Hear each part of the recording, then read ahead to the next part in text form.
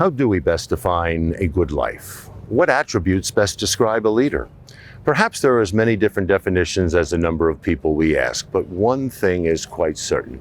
We're able to identify it when we see it in someone, that special something that makes us listen to them when they have something to say, or follow them simply by the way they lead their own lives. Hello, my name is Tim Roach, and welcome to Riverside TV's A Good Life, a series of interviews with men and women who have made a significant impact on the city of Riverside, its people, policies, and profile. Individuals who truly can be said to have lived a good life and have become trusted leaders in our community. And now, today on A Good Life. He is universally considered the most important youth advocate in the history of the city of Riverside, California, and quite possibly Southern California's entire inland empire. His life of community-driven action has inspired and given hope to generations of youth, regardless of race, color, creed, or socioeconomic background. He grew up in an era of de facto segregation and persistent discrimination, yet lifted his community with a spirit of service, hard work, and a can-do, never-give-up attitude that personifies the man. For his exploits on the field as an athlete and coach, and his many contributions off it, he was inducted into the Riverside Sport Hall of Fame. He worked for 38 years at the Riverside Unified School District, where he retired in 2003 as a district administrator in charge of campus discipline and security. As the parent of elementary school-age sons in 1965, he was a driving force behind the Riverside School District's voluntary and successful efforts to integrate the district's school system, a story of local, state, and national prominence. He was the founder of the Black Students Union in Riverside area schools in 1968, the Multicultural Council, the Black History Committee in 1979, and Riverside's Black History Parade in 1980, which recently celebrated its 40th anniversary. He and wife Carmen's Adrian Dell and Carmen Roberts Foundation creates and provides cultural activities throughout the year for the city of Riverside. The recipient of numerous awards, honors, and citations, he has sat on any number of local boards, councils, and committees. A loving husband, father, family man, and a dedicated friend. He is the tireless champion of possibility, the great lion of community engagement. Today, Mr. Dell Roberts, A Good Life.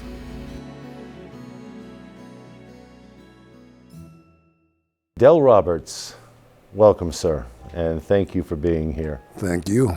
We'd like to start by asking you, sir, how you would define a good life. Church, family, friends. It's a good life. What qualities do you think makes Dell Roberts such a good friend? I don't know. If I am a good friend, and I hope I am, I guess I like people, you know, I like fun. I have many different things that I like, and consequently different friends fit into different parts of my life. They're in categories of just what I need. What makes him a good friend is that no matter how much he's accomplished and how much he's achieved, which is so very much, he still will treat you like somehow you're the star and he's not. That's what makes him so great. And you have to sit back and really think, this person is really quite heroic. He's not just some average person. He is a person of great accomplishment, a person who's encouraged people really more than perhaps anybody I've known ever. And yet he's right there, he'll support you to the hilt. You know he has your back. If you have an issue or concern, he's there. You can't ask for a better friend. Take us back to your childhood, the very beginning. Well, 1936, I was born in Houston, Texas, in the 3rd Ward, at home. I was named primarily by my aunt, Alberta Thomas, and she named me Adrian Adelbert Glover. My dad's name was Glover. And you didn't have your dad in your life when you were younger? No. I enjoyed a young life in Texas. I spent some time there, then I spent a lot of time with my grandmother, and we traversed from Texas to Oklahoma a lot, back and forth. I can remember, I can remember being on trains and the trains were still segregated. Talk a bit about your mother and your grandmother. Well, my mother worked all of her life. Yes, all of her life. Even when I was young, I was with my grandmother more than I was with her, and for whatever reason, I lived with my grandmother. My grandmother worked for some rich people in some part of Houston. The one outstanding thing I remember about Danan, when she died of tuberculosis, and I don't know the year, but she had all of her teeth, beautiful white teeth, just a full set of teeth, no dentistry. But that's the way with older people. They have many of those old remedies. They know things. They know things that you think are nothing. They know what they are. They know whether they're greens or whether they're just weeds, et cetera, et cetera. Your oldest brother, and he was from a different family. From a different father. Father, and that was James. Yes. James Cooper. And Sonny was his nickname. And he was a significant influence on you as well when you were young. Oh, definitely. Sonny was naturally my older brother and my idol. Our only disagreements were with him as he grew up and went to service. Then I would wear his clothes, and I was hard on clothes. You know, he was meticulous, but me, been somewhat of a slob. I'd run his shoes over and all that. He'd come back and be really incensed, and sometime he would end up beating up on me, you know, and I'd have to call for my mother to rescue me. You moved to Riverside in 1945. You're 9 years old. Why Riverside? My mother married a gentleman named Walter Lott, and I don't know about the courtship or anything, but I know that he was the reason we ended up moving to Riverside. What was Riverside like? Oh man, it was heaven to me, you know. I come to Riverside, skies are blue, palm trees waving, pepper trees. I could just stand out there and just enjoy it. And then naturally I made friends with neighborhood kids and really enjoyed it.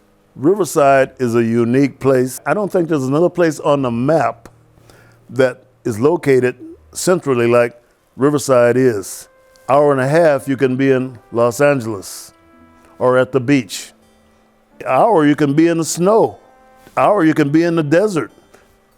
3 hours you can be in Las Vegas. I don't think there's another location on the map like that. You live today not far from the home that you first lived in, which Right. is extraordinary. 10th and Sedgwick, 9th and Sedgwick for a large part of my life. And then I got married and moved to Cottage. Your story is the story of community. You stay in the same community and you stay in the same neighborhood. What schools did you attend? I attended Longfellow Elementary School. That's my alma mater. And I went there until I went to University Junior High at the time. And then from there, then I went across town to Poly, which is where RCC is at this particular time. But as a young boy, you start to earn a wage. You're doing all kinds of odd jobs at an extraordinarily early age. Take us back to some of the first jobs you had. First jobs, well, the real first jobs I had was cleaning people's houses, washing dishes, babysitting, mopping floors on Saturday morning. I was young. I was very young.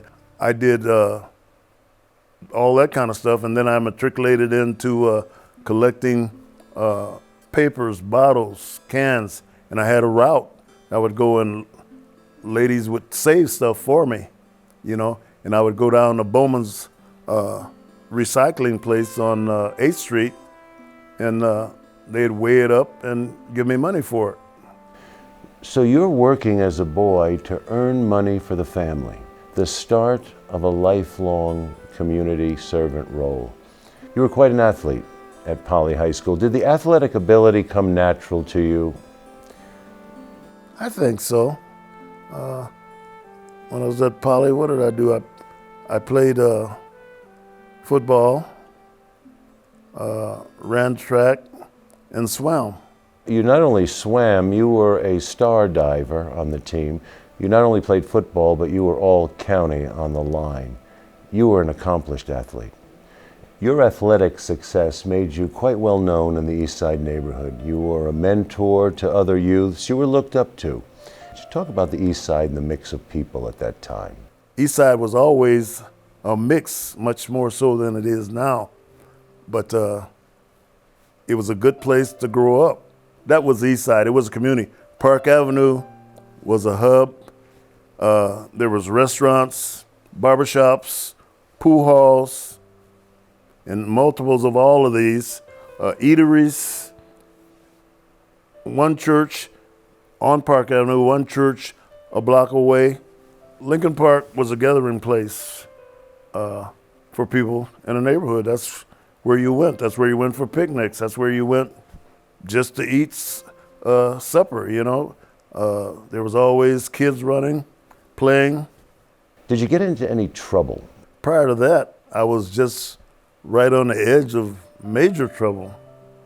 But in high school, I don't remember any real trouble. I just... What advice do you have for kids who are on the edge of major trouble? Well, today it's hard to advise youth. They have a strong mindset, be it right or be it wrong. They have, and I'm being general, they have a lack of respect for adults, for older people, for women,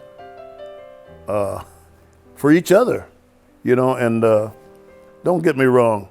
I advise youth every day, and I advise them to get an education, not so that they can have a degree, but so they could live their life. I advocate for work-related programs there. I'm talking about auto mechanics. I'm talking about electrician, plumbing, carpentering. Those are things vocational. Those are things that be taught in the schools and help some of these kids. Everybody's not meant to go to college, okay? I know some very successful people who did not go to college. But kids grow up now and don't pick up cans and bottles. They don't. They just put their hand out. The parents put it there. They go spend it. They don't know where toilet paper comes from. They don't know where milk comes from. They think milk grows in the icebox. Toilet paper grows on the roll. You know, they don't know. Nobody's teaching them as a whole that particular part of life. And it's dangerous that they grow up. So then they grow up and they think that they have to have a scheme or to hit somebody in the head to get what they want. During high school, you start working 1951 at Butcher Boy. Butcher Boy was a good place. It was a family type atmosphere. You could work different hours. And as I grew up, I continued working for them. You develop a very close relationship with the owners, Harry and Mary Roberts. They were mom and dad to me. I was a hard worker, and I think they liked that, you know. At one point, I was head of all the hamburger making, and I grind about 5,000 pounds of hamburger a day. We delivered to McDonald's. I used to talk to the brothers that originated McDonald's. The first McDonald's you delivered to. On East Street. They'd sit in a back room in front of this big window, and they just sit back there and chat. And so sometimes I'd stop if I wasn't in too big a hurry, go and talk to them a little bit just about what was going on. They were just kind of blasé, enjoying life. It's in high school that you meet Lula, your first wife. Tell us about her, meeting her, a little bit about her. Well, she lived on 14th Street, and we met and courted, just had lots of wonderful, wonderful times together. We went on eventually and got married, and started to have children. And so rest is history. Had a long life for her. The boys grew up. You graduate from Poly High School in 55. You go to RCC. You graduate from there with an associate's degree. You mentioned that you're married to Lula. Your first son is born in 1958. You're still working at Butcher Boy.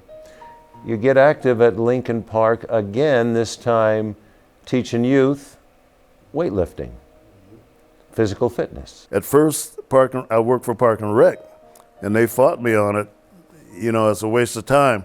And then whatever president was there hit on a physical fitness thing and said you should have. And all of a sudden, they went from trying to say quit messing with that to buying me weights and benches and stuff. I said, okay, great, and mats. So we went at it, and I trained lots of kids from all different schools, from North, from Poly, from Arlington, from Rubidoux. You know, they all came, and they lifted with me there. Initially, I met Del Roberts at Lincoln Park Pool. It was a little weightlifting room that they had just off the side of the pool. And here I was, this little, I don't know how old I was, maybe 5 or 6. And so I came in and I'm shy and I'm looking around, and Del says, "Do you want to lift weights? You want to get strong?" And I go, "Yeah, okay."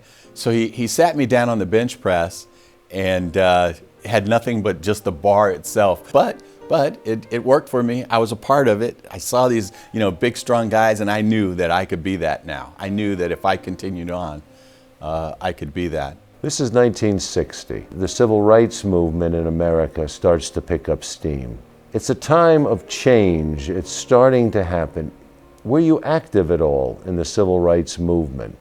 Not really. I was active trying to feed kids. I had opinions, but I just didn't have time to go out. I didn't like politics then. Don't like it now because it's, that's a whole nother story. At one point, a group wanted me to run for councilman. What can we do to help persuade you? I said, bring Muhammad Ali to town to talk to my youth. And so I didn't think they would do it. Nevertheless, he came, and I took him around to 5 different high schools, and he got to talk to the kids. By 1961, you have 3 sons. Talk about your sons. Great guys. People sometimes say, my kid worked their way through college. My kids worked their way through college. My wife was sick. I had bills. She was suffering from cancer from, 66 to 81 before she died. And all the way she fought cancer. And my boys, they were troopers, At one time, here was my schedule.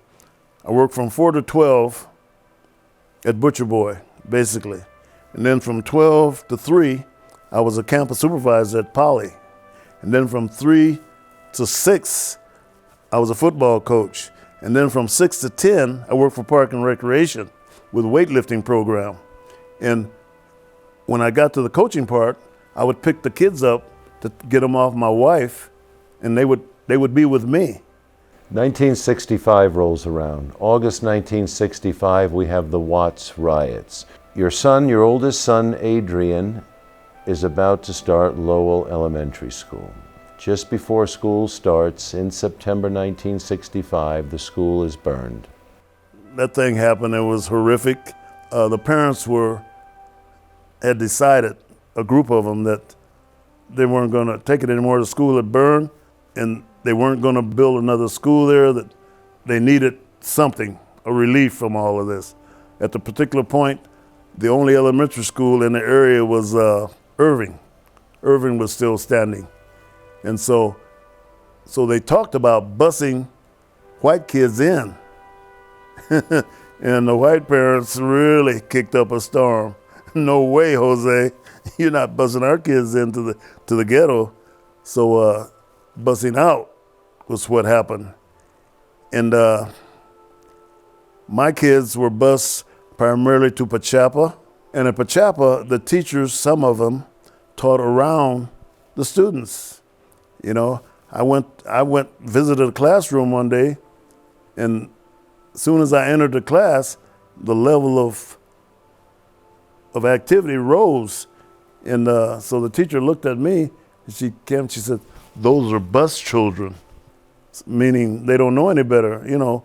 And I call bull on that.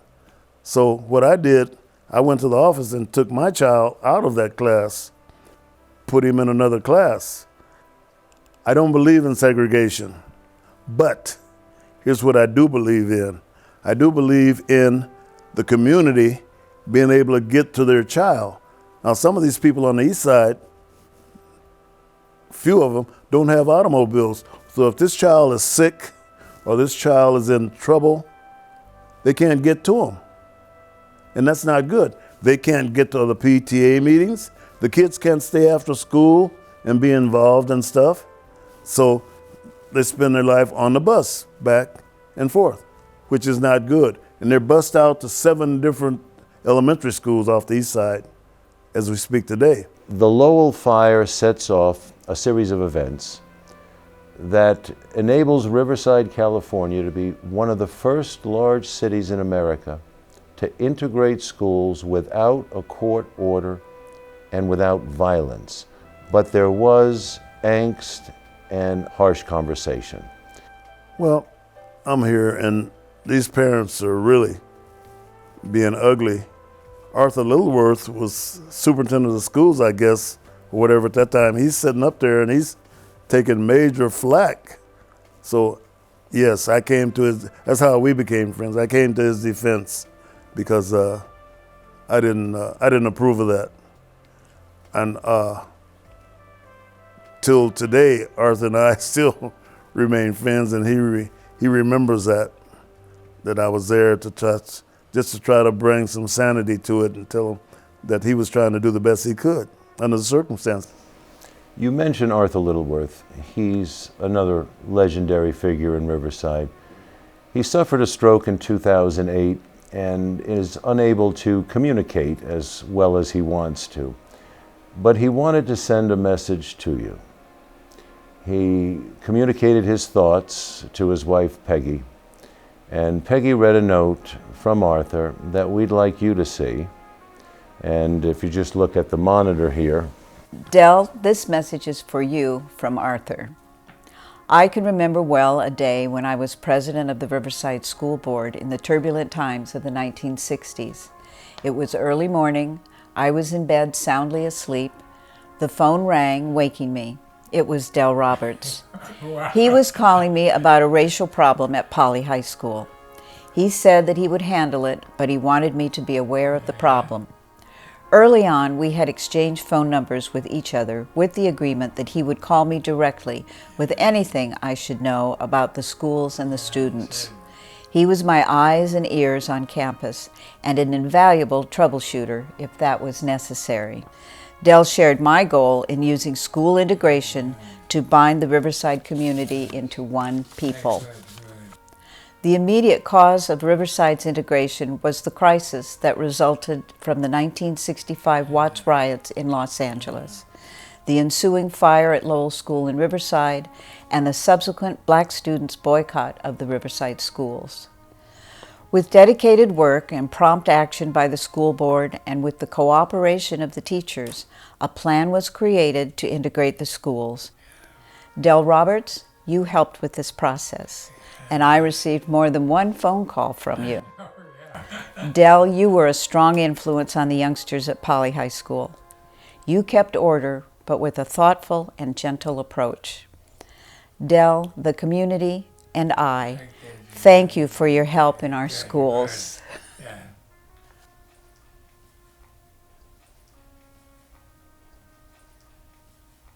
Your friends say those things about you.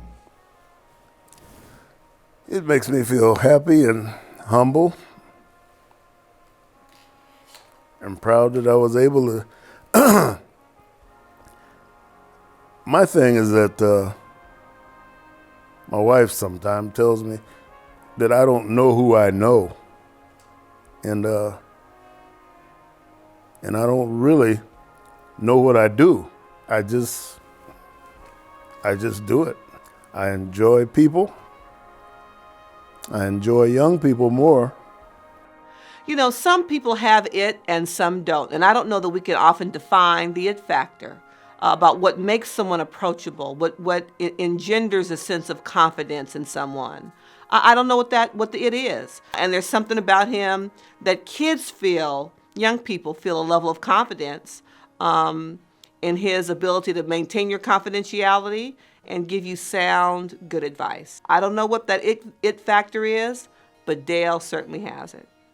Well, I met Dale, I believe, when I first became a judge, and I didn't know at that time that I was actually meeting a legend. But he'll treat you like you're a legend, no matter who you are. I was the first African-American judge. He saw it as an opportunity to introduce a whole lot of people to me, people who wanted to be lawyers, people who wanted hope, so that I could share with them my experience and how I accomplished it. So from the very beginning, he's always thinking of some way he can help somebody else. You get a job now as a football coach at Poly High School, 1965.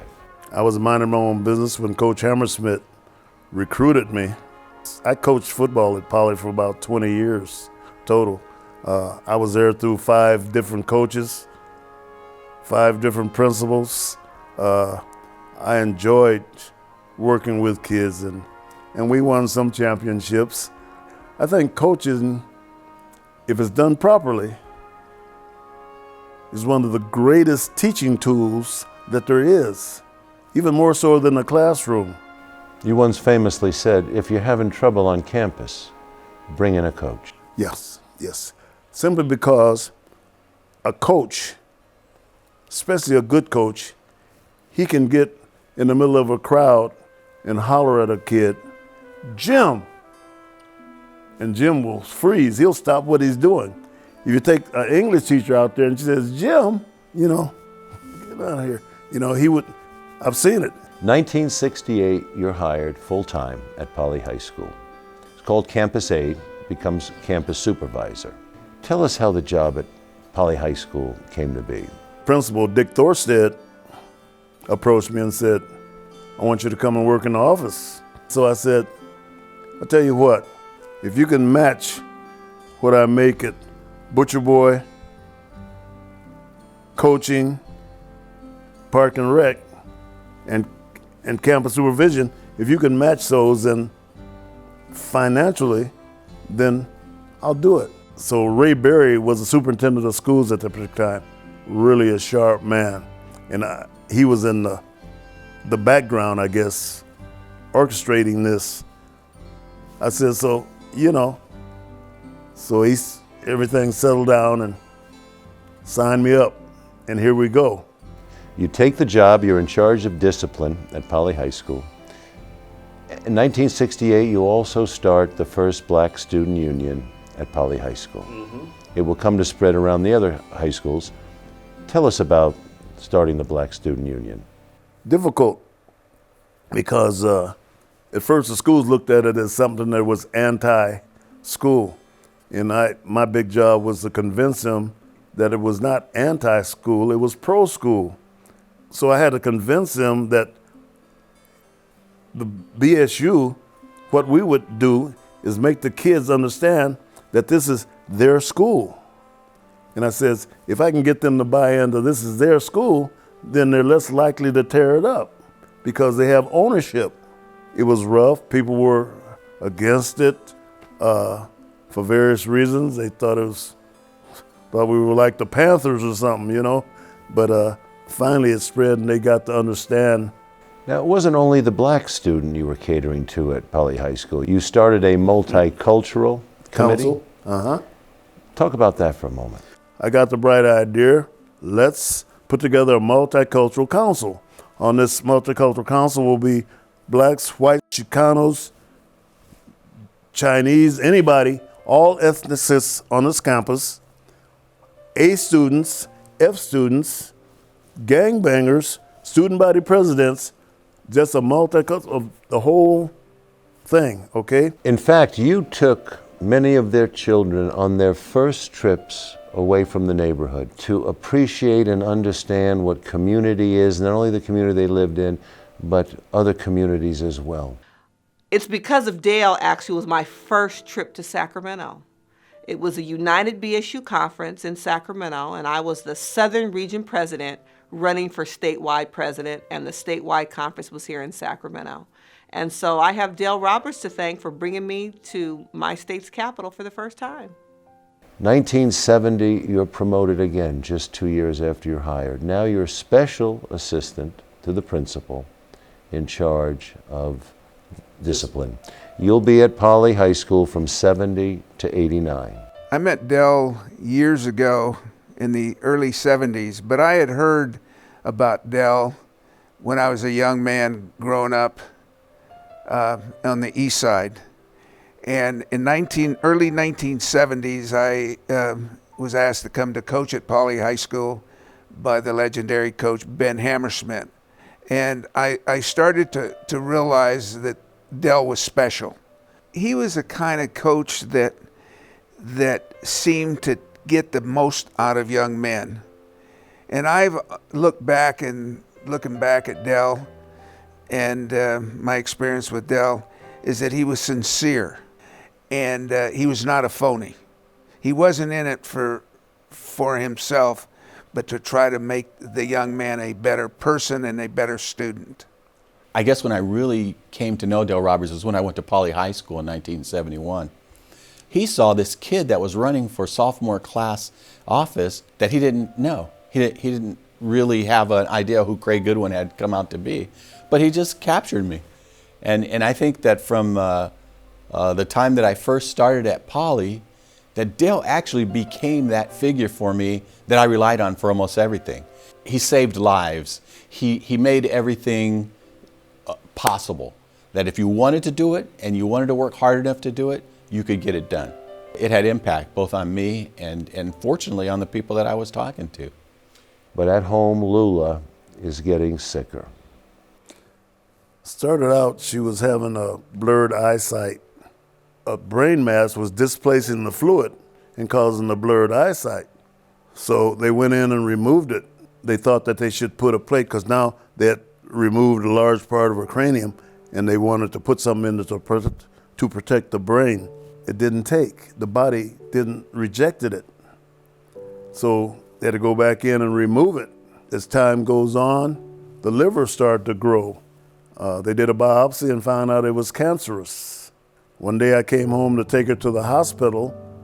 No, I came home to take her to a funeral. And when she stepped up out of our thing, the femur broke. It had been eaten through with cancer. I'm not a doctor, but I said, Doc, check the other leg, And he did, and he said, it's starting to get eaten through too. So he did the other leg, so both legs were done. So by now I'm carrying her to radiation.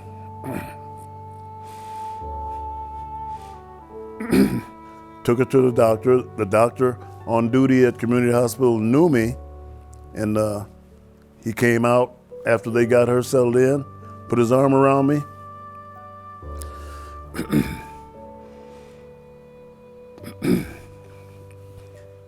And said she won't last through the night. And basically she lasted 5 weeks after her entry in the hospital. I had to take 3 busloads of kids to San Jose. And so, I talked to her when she was, and told her she was good, she knew. She worked with me and the kids. So I went, came back on a Monday. It was a holiday. So my brother-in-law, Oscar Harper, was with me. We climbed in. Now the kids are all gone. We climbed in the car, started to drive off of Poly campus. And he said, brother-in-law, he says, Lula's gone. It goes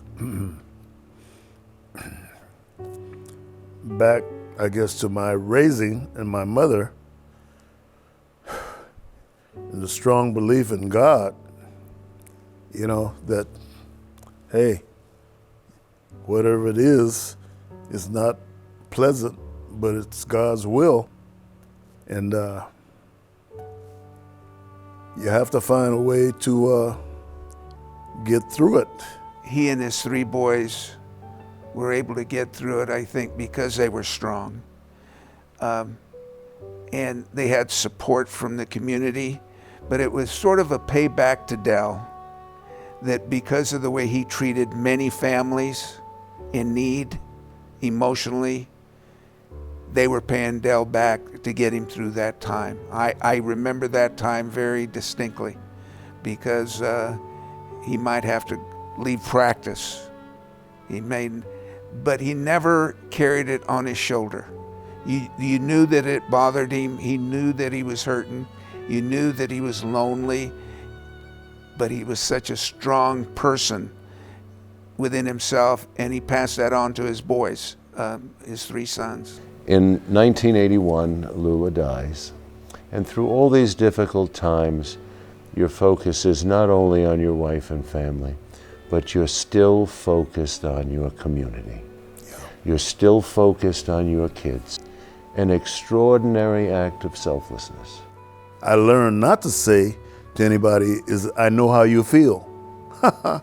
You don't know diddly, because you don't know what those 2 people's relationship was. You don't know, I never tell people, I know how you feel. Amidst all this heartache, you still find the time in 1979 to set up the Black History Committee. You still find the time in 1980 to have the first Black History Parade. Maybe even it was some sort of a therapy for me, to see that these things went. I've been driven by youth a large part of my life. They said, we want to do our own parade. Well, I had been taking them all over to Fontana, to San Bernardino, and so I've always tried to take kids out of the neighborhood, okay? I think there's a world of learning out there. Mr. Roberts was the guy that you went to when you were in trouble, the guy that the principal sent you to when you were in trouble, and Mr. Roberts connoted trouble.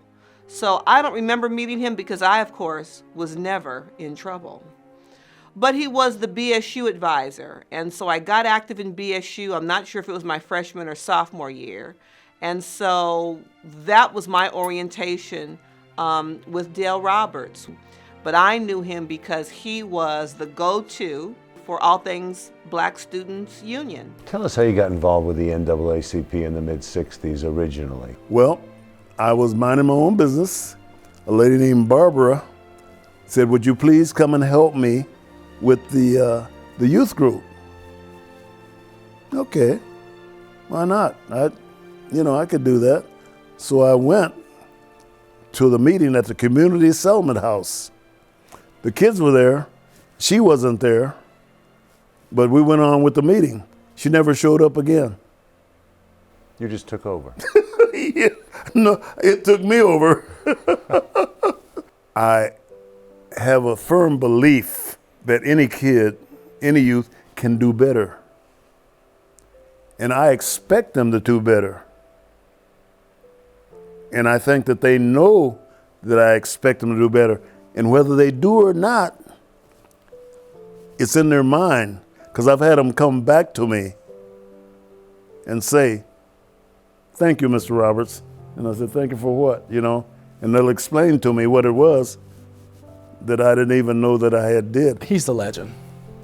Just plain and simple, he's a legend. He's a legend because of his care for youth, his care for the community as a whole, but in particular his care for youth. And it seems that everywhere you go, you'll see Del encouraging somebody. He has helped so many people. Every time I'm out, and Del always happens to be there, by the way, whatever community event it is, he's there. And someone will always come up to him and they'll say, yeah, and I want to thank Del Roberts, or they're getting some honor, and they'll say, I want to thank Del Roberts. Or someone will come up and say, yeah, my dad, Del Roberts, and they point to him. And I'm thinking, how many kids do you have? I try to take some of the best qualities of people that I had worked with.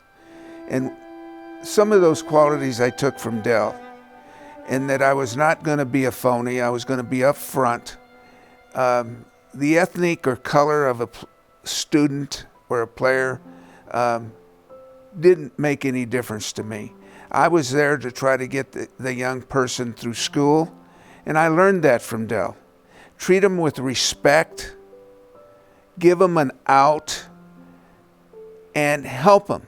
if there had to be something said, certainly something said to represent the youth or the black community as a whole, Dale Roberts was generally the guy that was there. He had this credibility because he was the one there talking to the people most of the time.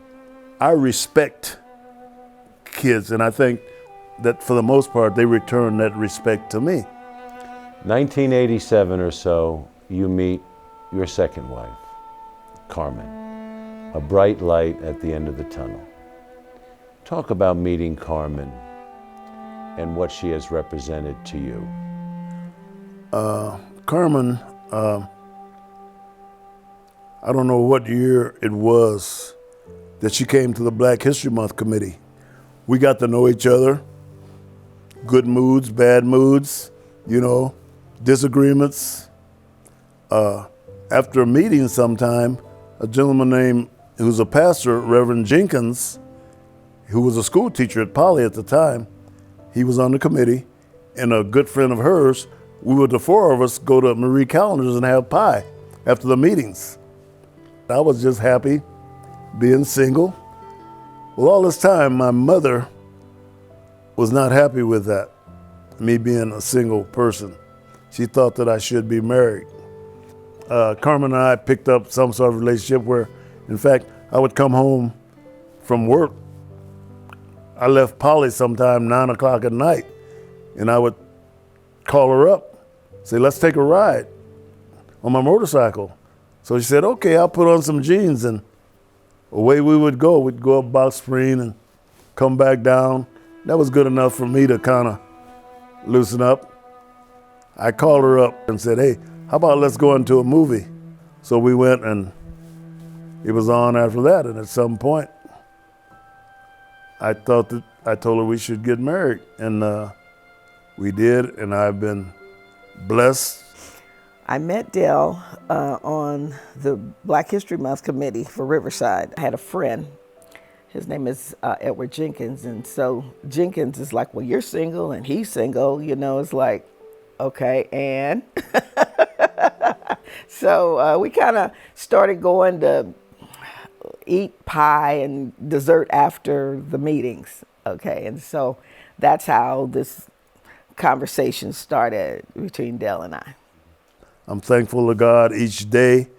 Some men can find one good wife, but me to find two good wives in one lifetime is just overwhelming, outstanding. She's smarter than I am,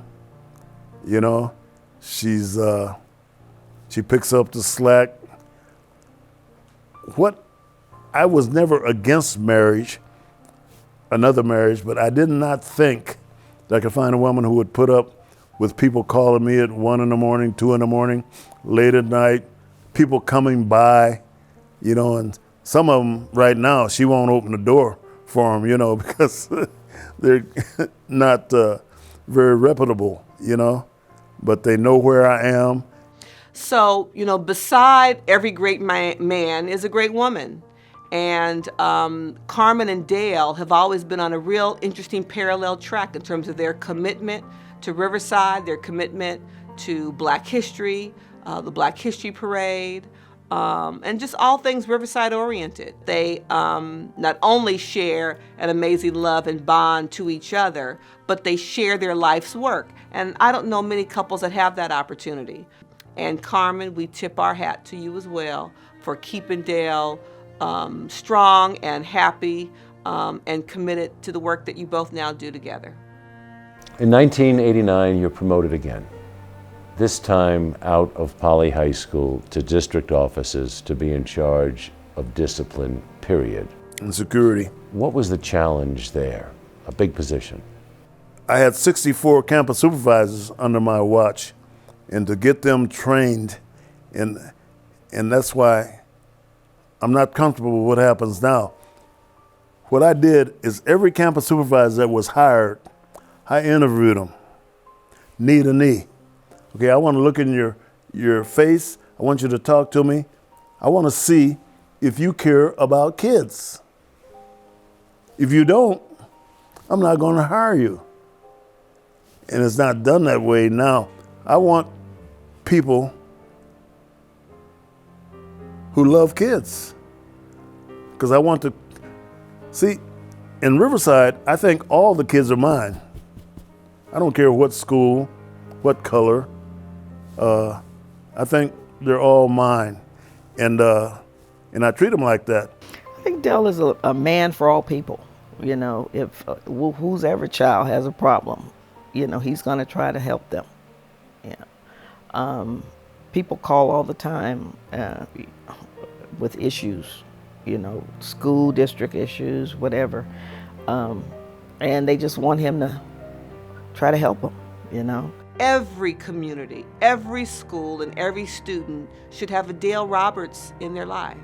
You know, let's be clear, I graduated from Poly in 1982. And he and I still have a relationship.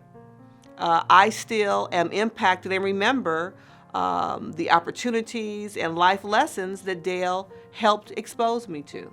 Every young person in California, across this country, should have someone in their lives, a trusted, confidant adult that they could go to in times of trouble and despair. And that's what Dale has meant to generations of Riversiders. The one thing I asked when I started working at Poly was, and they looked at me kind of astounded, like, I want to be able to go to this child's home. And they look at me, why would anybody want to do that? They're thinking. But you don't know a child unless you go to his home. I've taken kids home to be expelled, suspended, and changed my mind because of the home situation. Brought the kid back to school, realized that you got to work with the child himself. So, what advice do you have for school administration? People just need to be kind to one another. The adults need to be kind to one another. There's too much stuff that's done for the wrong reasons. Too much placement of the wrong people. Just like I interviewed campus supervisors, people should really seriously interview and not just look at the paperwork or what the computer says or what their degrees are, but look and see if they're a fit for the situation and see if they like kids. If you don't like kids, then you should not be teaching. Children are being hurt by teachers. In my day, there was a teacher that showed film every day. There's no learning in that. Come on. Now, what message do you have for the youth of Riverside who want to have a bright future? Obey your parents, get an education, do something that you like. I've been fortunate in my life. I never had a job that I didn't like. Some people are not able to do that, and they spend their life hating what they do. Bad for the workplace, bad for the people around them, and bad for them. You retire in 2003, and yet you've never been busier. The Black History Committee becomes, in essence, the Adrian Dell and Carmen Roberts Foundation. Well, Carmen's has been, she's been the champion and the head of the organization really forever. I'm the one that has the ideas and spend the money. She's the one that kind of holds the reins on some of that, because I can spend money. I have 3 o'clock in the morning, I have ideas, you know, about different things. The goals of the foundation are to provide and create cultural activities for the city of Riverside. That's what we do. Also to promote empowering of young women. So that's why one night Dell had a dream about 3 o'clock in the morning and wanted to talk, and I didn't want to talk about this at 3 o'clock in the morning. But he wanted to have a forum for young women so they can, just women, and come and talk, and young women can learn from older women, or older women could be models for younger women and get information from them. So we started doing this maybe about 20 I think it probably started about 20 years ago. So it's coming into the dream that he originally had. So it's been a good journey for the Empowering Young Women's Conference. For the city, I think it would be advantageous for the city to continue some of the things that we're doing. I would hope that some of the activities that we have created continue for the city of Riverside because they are valuable activities. She goes, if I have to go on trips, she's gone with me on BSU trips over the weekend with kids, which you always need a woman with you to help handle things. And so she's been highly instrumental. So I'm just blessed to have her. When he gets something in his mind, he just goes after it. It's like if he gets his teeth into something, it's full force, head on. 1989, 30 years ago, a very well-respected educator in the Inland Empire, the late Joseph E. Riles, a principal at Poly High School during the 1970s, wrote a letter to the editor. And in it, he had this quote about you.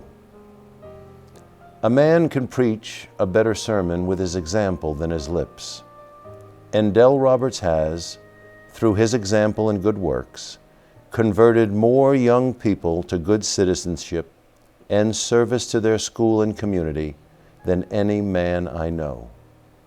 He is one who has truly made a difference in many lives, and he is certainly one of Riverside's finest citizens." Signed, Joseph E. Ryle, Riverside. Dell Roberts, this is what people think of you.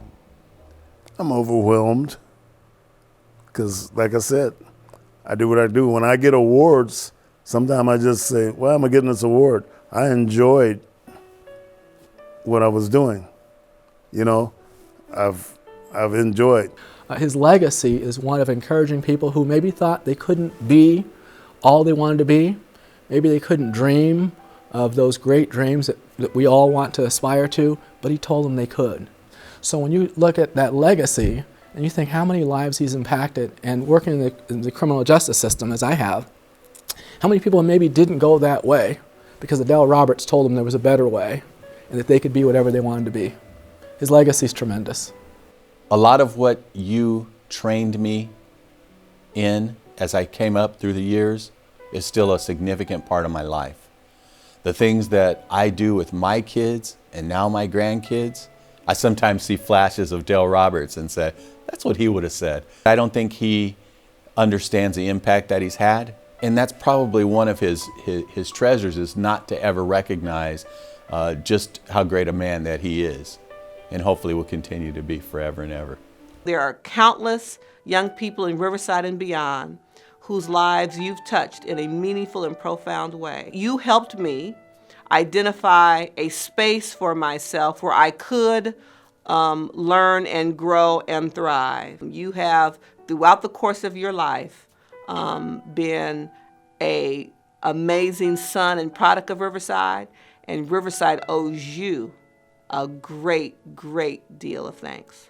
Dell is the kind of guy that I don't know that can ever be replaced because of who he was and who he is in this community.